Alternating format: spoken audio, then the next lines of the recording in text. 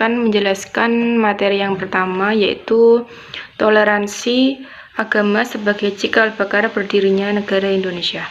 Dalam konteks kepentingan negara dan bangsa, kerukunan umat beragama merupakan bagian penting dari kerukunan nasional. Kerukunan umat beragama adalah keadaan hubungan sesama umat beragama yang dilandasi toleransi, saling pengertian, saling menghormati, menghargai kesetaraan dalam pengalaman ajaran agamanya, dan kerjasama dalam kehidupan bermasyarakat, berbangsa, dan bernegara di dalam Negara Kesatuan Republik Indonesia berdasarkan Pancasila dan Undang-Undang Dasar Negara Republik Indonesia tahun 1945. Oleh karena itu, kerukunan hidup antarumat beragama merupakan prakondisi yang harus diciptakan bagi pembangunan di Indonesia. Masalah kerukunan hidup antarumat beragama dalam kaitannya dengan kehidupan berbangsa dan bernegara di Indonesia. Seperti halnya Pendeta Weinata Sairin memberikan komentar, yaitu kerukunan antar umat beragama di Indonesia merupakan satu-satunya pilihan. Tidak ada pilihan lain kecuali harus terus mengusahakannya dan mengembangkannya. Sebagai bangsa, kita harus bertekad untuk mempertahankan Negara Kesatuan Republik Indonesia yang berdasarkan Pancasila dan Undang-Undang Dasar 1945.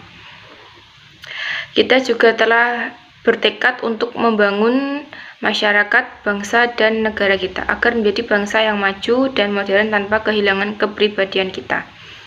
Persatuan dan kerjasama antar umat beragama mutlak diperlukan. Namun dalam hal ini, soal hubungan antar umat beragama adalah soal yang paling peka. Banyak kejadian yang kadang-kadang mengarah kepada permusuhan dan penghancuran aset nasional disebabkan isu yang dikaitkan dengan hubungan antar agama. Di samping lainnya ada unsur yang sering disebut sara, yaitu suku, agama, sara, dan antar golongan. Walaupun sebenarnya setiap umat agama mengajarkan kerukunan antar manusia dan antar umat beragama. Dalam rangka pembinaan dan pemeliharaan kerukunan hidup umat beragama, sejak beberapa tahun yang lalu, Departemen Agama mengembangkan pendekatan 3 kerukunan atau trilogi kerukunan, yaitu kerukunan inter umat beragama, kerukunan antar umat beragama, dan kerukunan antar umat beragama dengan pemerintah. Dan yang kedua, perundang-undangan kerukunan dan toleransi antar umat beragama. Yang pertama Pancasila, yang kedua Undang-Undang Dasar 1945 tentang kerukunan dan toleransi antar umat beragama terdapat dalam pasal 29 ayat 1 dan 2 Undang-Undang Dasar 1945. Yang ketiga, garis-garis besar haluan negara atau GBHN, kerukunan dan toleransi antar umat beragama dalam GBHN disebutkan dalam Tab MPR nomor 2/MPR/1948 bab 4 huruf D angka 1 ayat B dan ayat F. Dan yang terakhir, undang-undang dan peraturan lain perundang-undangan yang berkaitan dengan kerukunan antar umat beragama.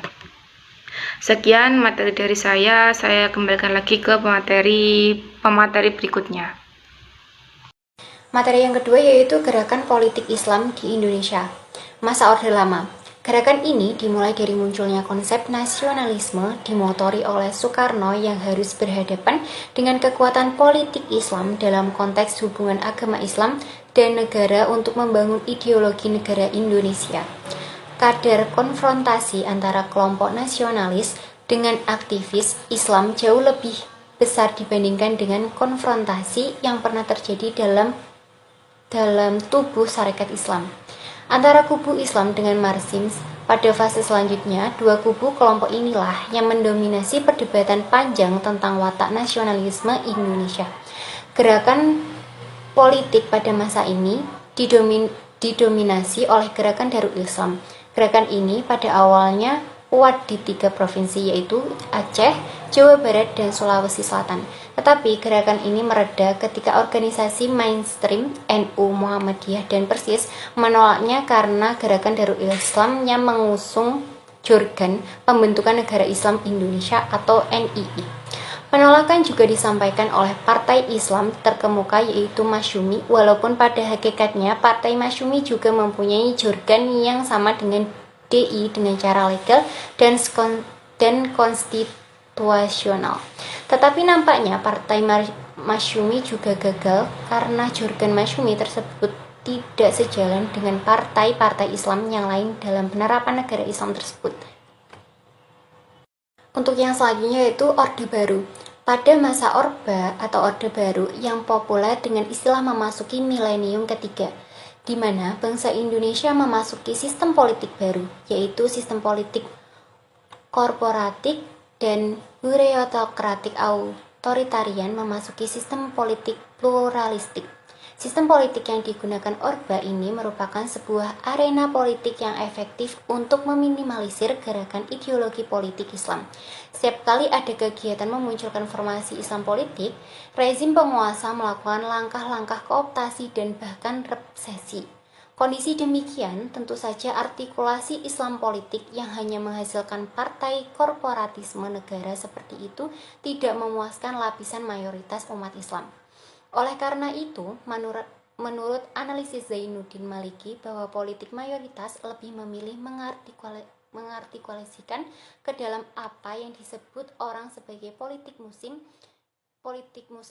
daripada Islam politik. Untuk yang ketiga yaitu era reformasi. Era reformasi adalah lahirnya iklim keterbukaan dan demokrasi. Proses demokratisasi ini telah mendapati dirinya berhadapan dengan ancaman yang serius berupa konflik etnis dan agama. Angka kerusuhan dengan sentimen agama dan etnis sangat tinggi dan tersebar di pelosok negeri.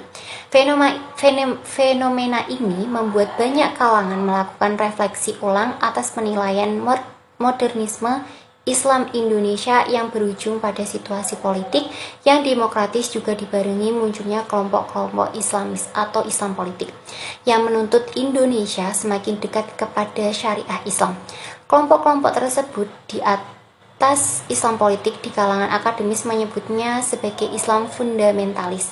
Misalnya Majelis Mujahidin Indonesia atau MMI, Hizbut Tahrir Indonesia atau HTI, dan Front Pembela Islam atau FPI, sejalan dalam menyikapi perpolitikan Islam di Indonesia. Mereka berpendapat bahwa kedaulatan hanya milik Tuhan dan bahwa syariat merupakan satu-satunya untuk pemerintahan paling absah yang akan mampu memenuhi kebutuhan dan kepentingan seluruh kaum muslim. Di samping itu, bahwa demokrasi menimbulkan adanya pandangan yang sekuler dalam kehidupan politik dan keagamaan. Dengan demikian, tidak ada jalan lain untuk menghidupkan kembali Islam di Indonesia kecuali harus kembali kepada Al-Quran dan Al-Hadis, baik untuk menata kehidupan sosial, budaya, maupun politik. Assalamualaikum warahmatullahi wabarakatuh. Baik, saya akan melanjutkan materi selanjutnya, yakni peranan ulama dalam masyarakat Indonesia. Jadi, ulama muncul ketika berakhirnya masa khalifah para sahabat, yang mana Goldberg menyebut ulama identik dengan tabi'in. Dengan demikian, ulama adalah menandai bahwa suatu fase periode baru setelah pemerintahan 4 sahabat Nabi. Penyebaran Islam di Indonesia yakni dimulai sejak masuknya Islam di Nusantara, tidak lepas dari prosesi dakwah yang dilakukan oleh tokoh Islam, yang mana mulai berkembang teori-teori munculnya Islam di Indonesia, yang mana seperti contohnya dibawa oleh pedagang, terus kemudian dibawa oleh saudagar-saudagar, terus kemudian oleh bangsa Arab dan lain-lain. Nah, dalam prosesi-prosesi tersebut, dakwah dilakukan untuk menyebarkan Islam di Nusantara. Nah, dalam hal ini kami akan menjelaskan terkait peranan apa saja yang dilakukan oleh ulama-ulama yang mana sudah mulai menyebarkan syariat-syariat Islam. Yang mana contohnya dulu ketika adanya Wali Songo. Wali Songo itu adalah seorang ulama yang mana juga menyebarkan Islam di tanah Jawa, di Nusantara, dan lain-lain. Nah, untuk hal ini saya akan menjelaskan terkait peranan ulama yang menitik beratkan kepada pendidikan dan sosial politik. Jadi dalam pendidikan ada menunjukkan fakta yang menarik bahwa munculnya istilah ulama yang berbagai variasi maknanya, yakni puncaknya di era madrasah.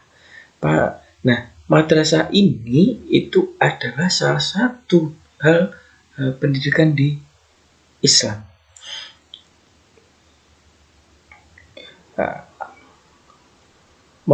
Hal ini mengungkap bahwasanya ulama secara umum itu adalah secara istilah mudaris dan syekh merujuk pada seorang pengajar di tingkat lembaga pendidikan tinggi, yang mana lebih spesifik istilah mudaristik tanpa embel-embel lain yang memiliki sinonim sebagai profesor dalam bidang hukum.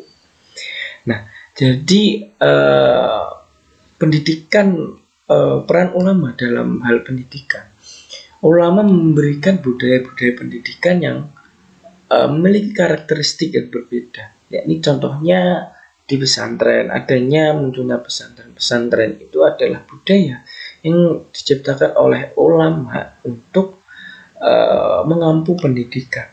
Yang mana karakteristik di sini memiliki perbedaan, yakni antara guru dengan murid memiliki hubungan yang spesial. Nah, selain daripada itu, selain untuk lebih mengedepankan pada keilmuan, di pesantren juga lebih mengedepankan pada adab, karena dalam pemahaman ini adab lebih penting daripada keilmuan. Kira-kira seperti itu. Nah, kemudian dalam sosial politik, ulama memiliki peranan yang sangat penting, yakni munculnya partai-partai yang sangat penting, partai-partai yang memiliki ideologi keislaman. Nah, dalam hal ini saya akan mengambil contoh adalah Nahdlatul Ulama. Pada era-era 90-an, pada era 70-an, Nahdlatul Ulama mengikuti pemilihan umum yang mana dilakukan oleh Indonesia ketika pertama kali. Nahdlatul Ulama pada saat itu masih menjadi partai politik yang mana memiliki ideologi keislaman. Nah, adanya partai-partai politik yang berideologikan Islam itu menunjukkan ulama memberikan menjadi kontribusi dalam hal perkembangan sosial politik yang ada di Indonesia. Oke, mungkin itu yang bisa saya sampaikan. Atas kurang lebihnya mohon maaf. Wassalamualaikum warahmatullahi wabarakatuh.